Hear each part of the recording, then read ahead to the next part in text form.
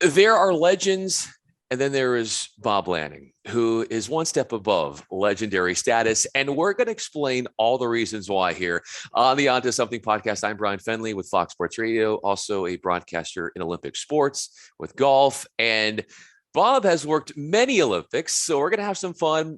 Obviously, he played a big part in getting the Big Ten network off the ground. But this is going to be a conversation where, yes, we talk about his professional life, but we're also going to learn about him as a family man from a personal standpoint as well. First and foremost, Bob, I appreciate you doing this. Really looking forward to the conversation and telling your story.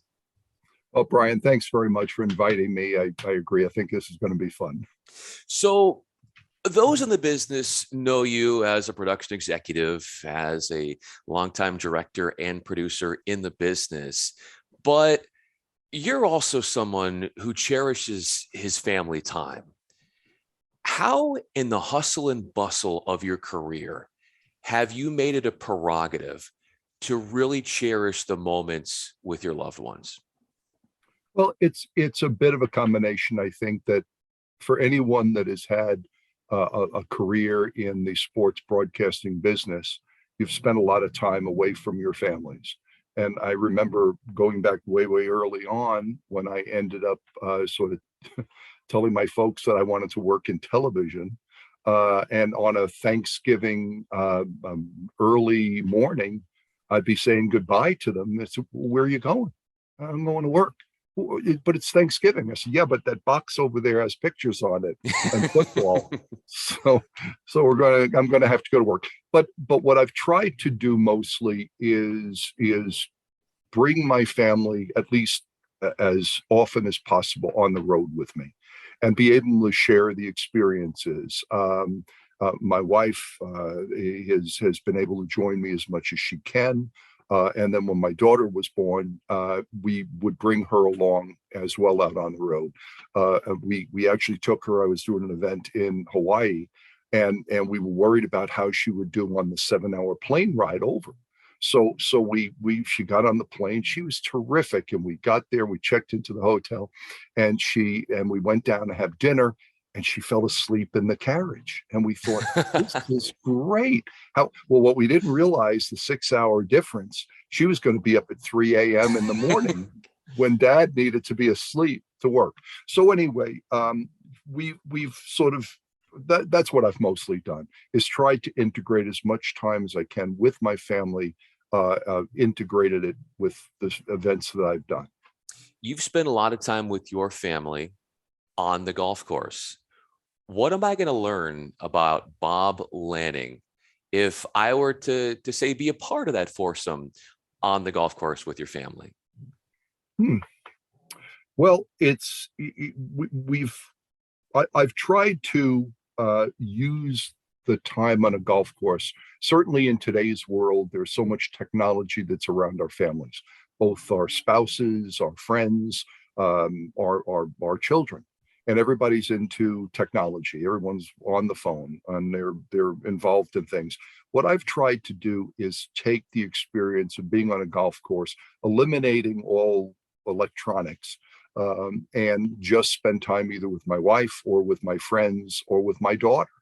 And it's amazing what you learn when you turn everything off and spend 4 hours in a round of golf, just you and maybe your son or your daughter. And it's a great way to experience sort of what's going on in their life and share what is important in your life with them. What do you find, Bob, that you learn in those moments? I think today it's just such a very fast-paced world that we all live in. I remember as a young man, as a young child, always hearing computers were going to give us so much more time, and we were going to have to work less. And what has happened is the technology today has put it that people are now working almost 24 hours a day. So what I've learned is to really cherish the time that you have and have a deeper conversation, if you will. Really have an opportunity to talk about whatever it might be: their school, their relationships with other kids, relationships with a boyfriend or girlfriend, things like that. I mean, I know that my daughter is now 28. And and most recently, when we're out and we're playing, we're talking, she's going to be married next year.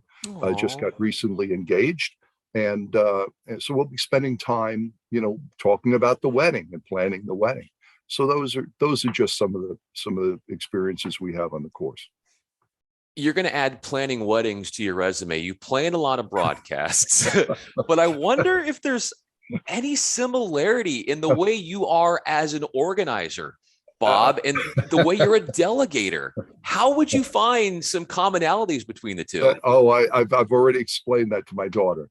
I've always felt that, I mean, my whole career, I over prepare. I think you have to. As I explained to some people back probably about 30 years ago, I had some thoughts about maybe getting into the entertainment side of business. And in talking to a number of entertainment executives, they said to me, "Well, you do sports." And I said, I tried to explain to them. I said, "Well, I have to know if my main camera on a football game goes out. I have to know what I'm going to do. If a camera here goes out, or tape machine goes out, the audio board goes down, I've already thought through the process of what you have to do to keep it going. I can't say, oh, you know what, cut back to one. It's I have to be able to react appropriately." So that said, what I've said to my daughter is, we're going to plan. We're going to know what that day is going to be like. And this way, as we know, there will be things that will come up at the last minute, things that will come up in the day. It'll be raining and it won't be, sunny. But that's it. I think just prepare, but know that you're going to have neat options to make the event, or in this case, her wedding, a success. With the unexpected that can come, meaning you sometimes have to find a secondary option, whether that's in a broadcast or say something comes up in preparing for a wedding. What is your temperament like? Some people would be bogged down and stressed out, but how are you able to sort of put that aside and get to the root of what's happening and sort of focus on finding solutions? Because your career has been about finding solutions, and there's a big track record of that. Well, I think it's anything that you do. You should have a sense for. Certainly, there's so much in live events and living that is reaction things are going to happen. And it goes back to, if you've prepared, if you've sort of thought through the process, feel that you're making the right decisions, then you have to just sort of live life and do the best you can. And it's the old saying, roll with punches. And if indeed life deals you a curveball here and there, hopefully your life experiences allow you to be creative and to regroup and reorganize and then move forward. You certainly have to roll with the punches come time for a broadcast. Bob Lanning is with me. I'm Bryan Fenley. So we've talked about your ways in which you like to step aside from the technology, but you are fully in that space. And when you hear the countdown of a 3, 2, 1, I can already see you smiling right now. I can see that glimmer in your eyes. When you hear that countdown, what do you transform into? I've just celebrated my 50th anniversary in network television this past May. And people have said to me, so you're not retired, you're not. And I said, no. I said, I've been working in the television business since I was 16. I talked my high school into buying a camera and a videotape recorder that was about the size of a small boat at the time. And we recorded everything in the high school. And then I went to college and majored in broadcasting, and was lucky enough that I couldn't wait to get out. I finished school in 3.5 years because I couldn't wait to get out and start working.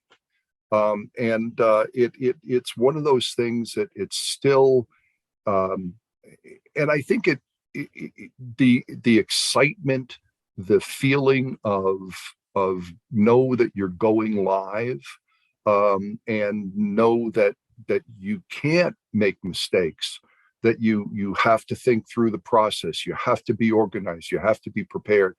I mean, there's 36 things I could tell you on a longer visit where I figured, okay, X is what I hope happens, but Y is something that may happen.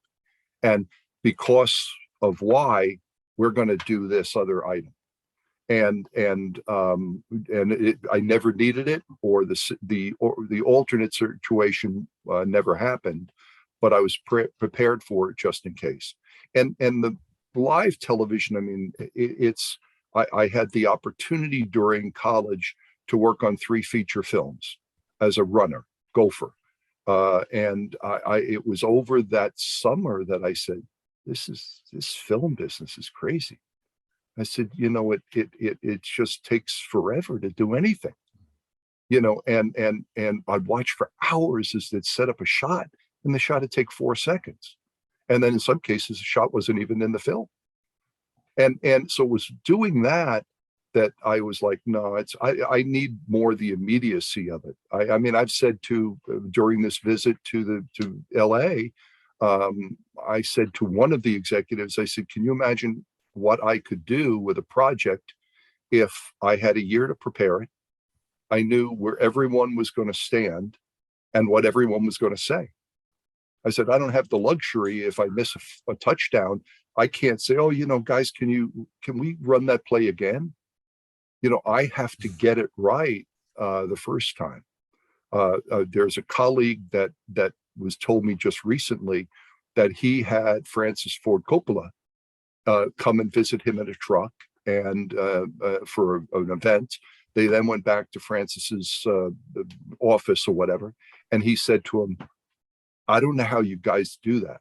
He said, I don't think there's anyone in Hollywood that can do what you guys do. And it's still that exciting to me to hear somebody say 3, 2, 1, and know that your audience might be a national audience, and in today's world, an international audience. I during the opening, I directed gymnastics for the world in Los Angeles in '84. And the associate director who was working with me, who I've known for many years, was counting down. And he's okay, well, here we go, going on 30 seconds, whatever. And he got to 10 and he started counting down from 10. And he casually looked at me, glanced over at me, and he said, okay, we're going to about 330 million people. Try not to screw it up. 2, 1, and up we went, and off we went. So it's still the excitement of doing live TV. I think that keeps me still working in the business. And I'm very fortunate that colleagues still continue to call and ask me to do events. You're humble, but you're very talented. And that's a big reason why they keep calling you, and your relationships in the business are incomparable. Bob Lanning is with me. I'm Bryan Fenley. So, you talked about this big picture, or I want to talk about this big picture outlook. So there's, as you mentioned, the X of where you thought you were going, and then the Y is sort of where you ended up going. And early on, as you were discussing, there was this interest in entertainment, and then you realized that you like the live component of sports broadcasting. But from there to where you are now and all the time in between, where have you deviated from an original path you had for yourself and ended up surprising yourself with what you did and where you went, which might have been different than where you thought you were going? Well, during early on in my career, I I thought I was going to end up as a cameraman, and couldn't get hired anywhere because I had no quote unquote network experience.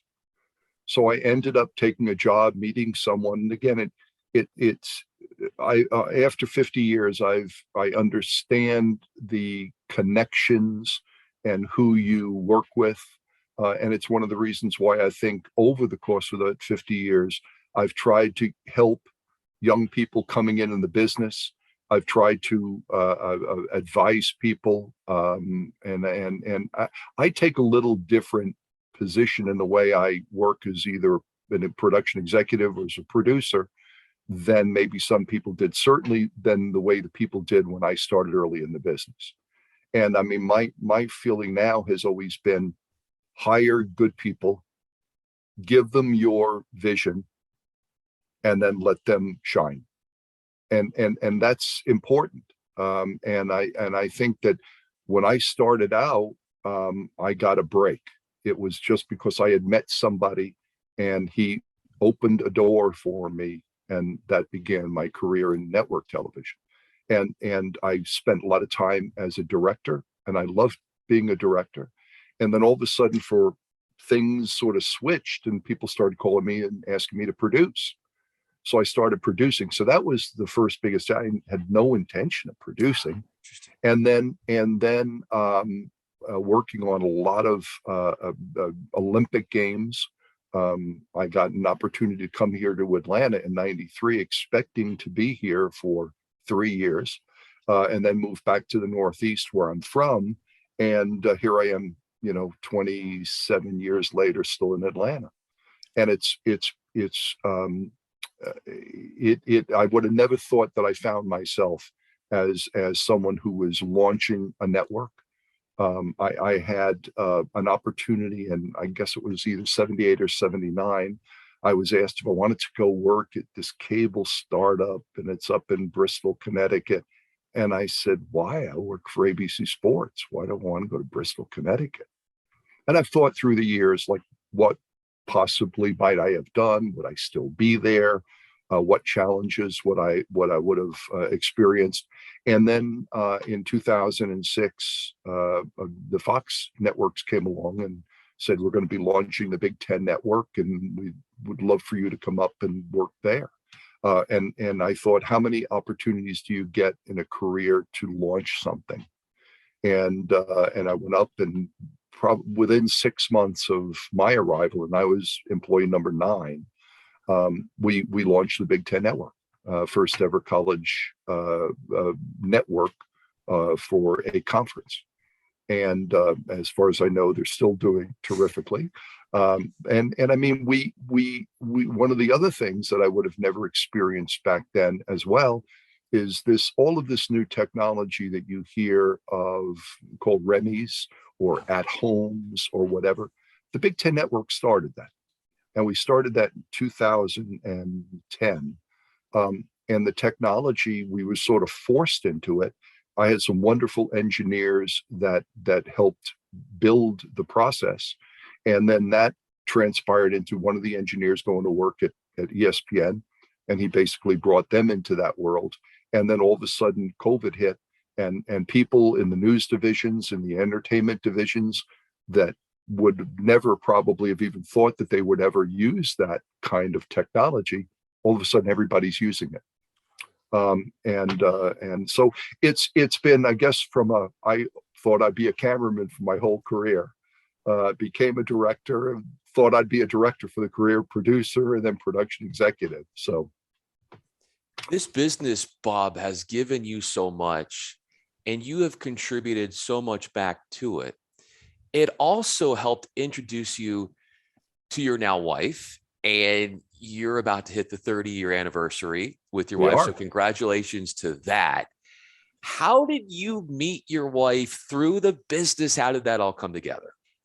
Well, there was a guy who many people, I think almost every sports broadcast from 1960 to about 1985 had the name Roone Arledge on it. And Roone was executive producer and president of ABC Sports. And there was a time when my wife Jane was his assistant, and you'd go down and you'd genuflect, and I'd need to see Rune, and she was the gatekeeper, and ran Rune's life for many years, and then ultimately she moved on into a production position as well. And I sort of lost track of her, but she became a member of the Directors Guild. I was a member of the Directors Guild, and we bumped into each other 12 years after I had met her at a Directors Guild annual meeting. And I said, "Hey, let's catch up. And what are you doing? And I'll give you a call." And she said, "Oh, well, here's another guy who's going to call me," But I did. And here we are 30 years later, celebrating our anniversary. What was that first phone call like? Do you remember the contents of the conversation? I'm pretty sure it was just, "Hey, let's go have a meal together. Let's catch up." And I do remember this. While we probably covered 1,000 different things in that 4-hour meal, it was at a sidewalk restaurant on the Upper West Side, and we sat outside on a fall evening and just talked for hours. Covered a lot of ground. How has your wife enabled you to be more reflective of your career? Well, I would say that one of the things that has made it easier is the fact that she understands what I do. And she understands the what goes into planning an event, what goes into working an event.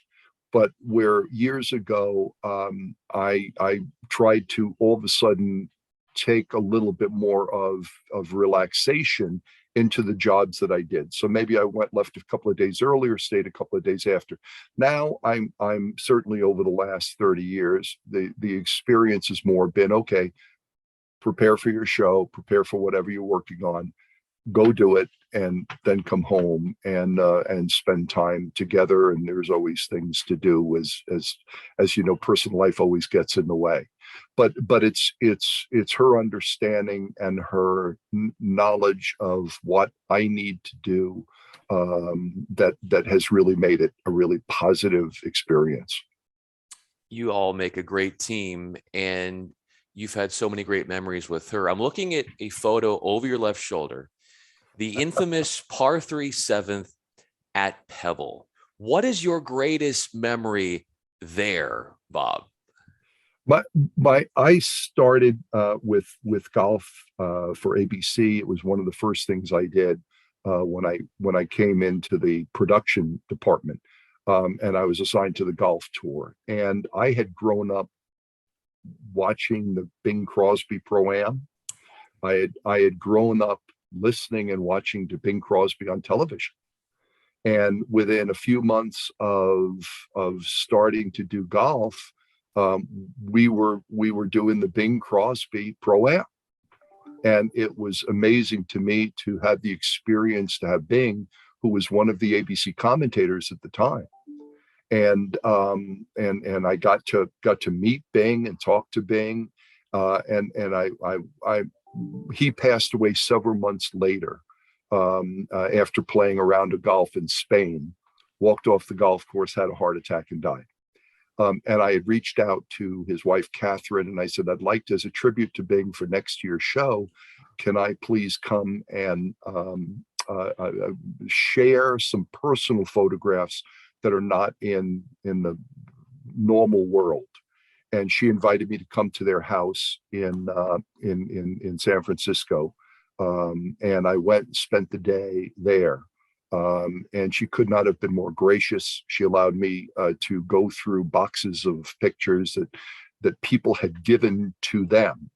And I mean, I'm looking through pictures, and there's love letters from Bing, and there was stuff that 3 months after he passed, it was just put them in the box, put them upstairs, and leave them there. But I've always had a fond relationship for Pebble, for the Carmel area. I was involved with Tom Watson and Sandy Tatum, former president of the USGA, when they designed Spanish Bay, Sure. which is another of the great golf courses out there.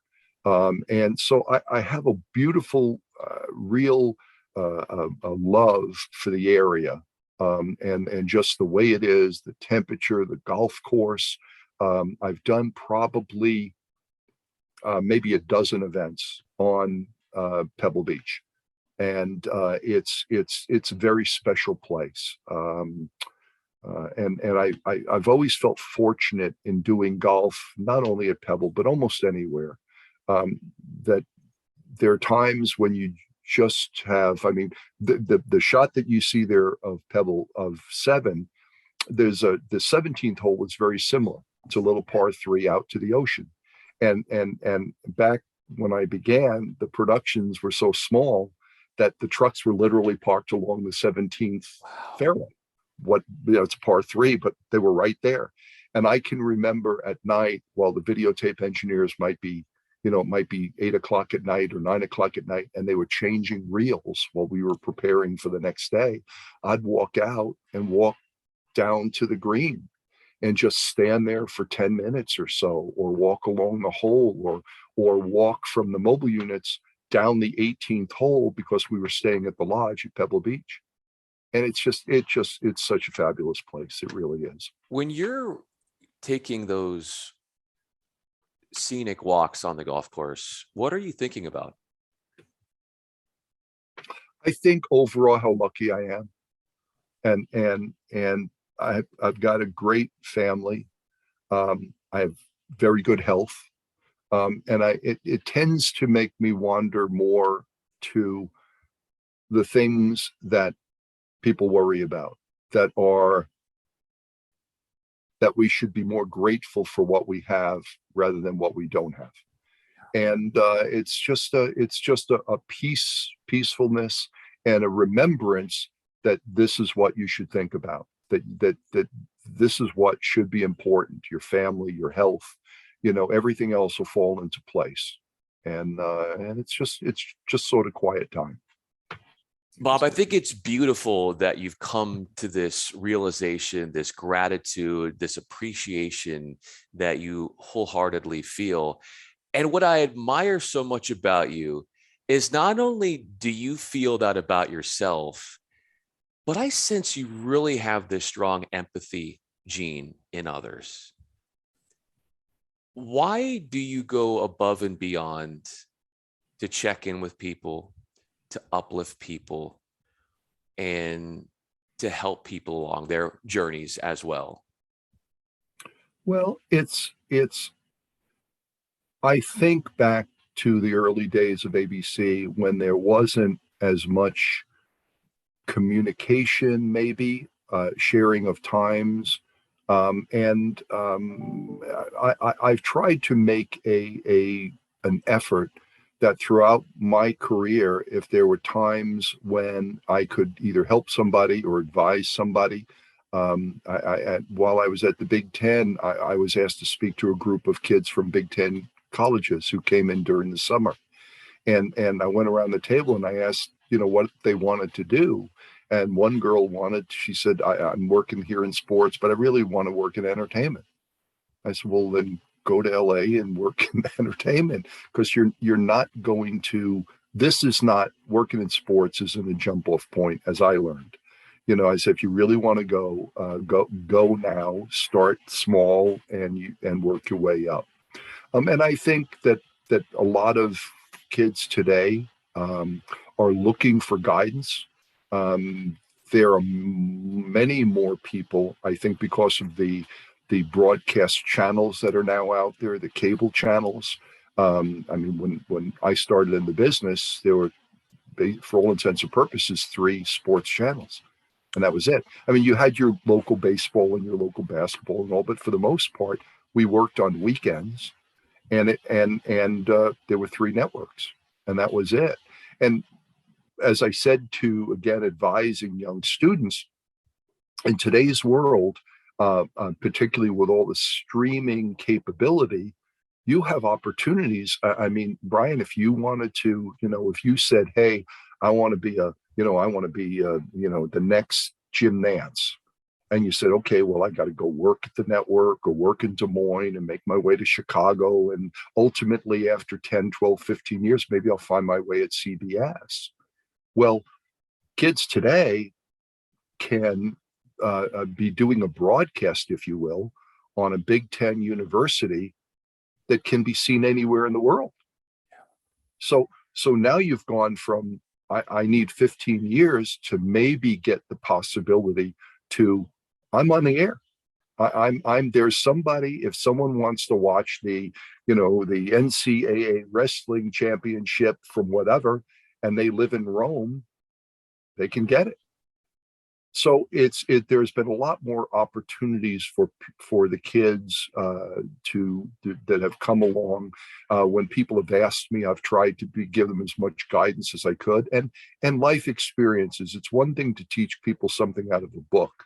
It's another thing to explain, and demonstrate via maybe a life lesson why something may be better to do it a different way.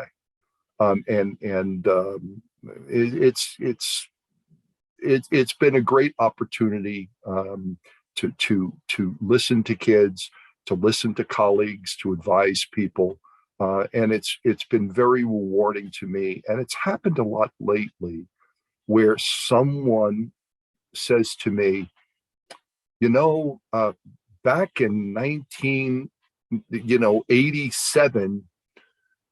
I was a runner, and you were the AD or you were the director, and you were very kind to me. And I have to admit that while I may not remember that person and certainly not their name, the fact that it's come 20 or 25 or 30 years and they remember me for something that I said to them or the way I treated them is something that's really important.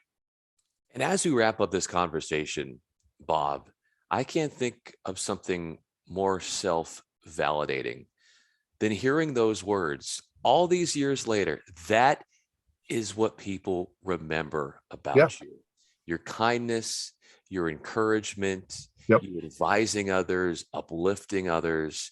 And in a business that can be so cutthroat, I really sense this empathy around you. And that's what people gravitate towards. And that's why you have a sports media's version of the Midas touch, because whatever you're involved in or whoever you advise, they're destined to do great things. Bob Lanning, I'm Bryan Fenley. So fun. Thank you so much for pouring out these stories and giving us a look underneath the cloak of your work to see who you really are. I really enjoyed this conversation. Bryan, enjoyed it a lot. Thanks very much for the invitation.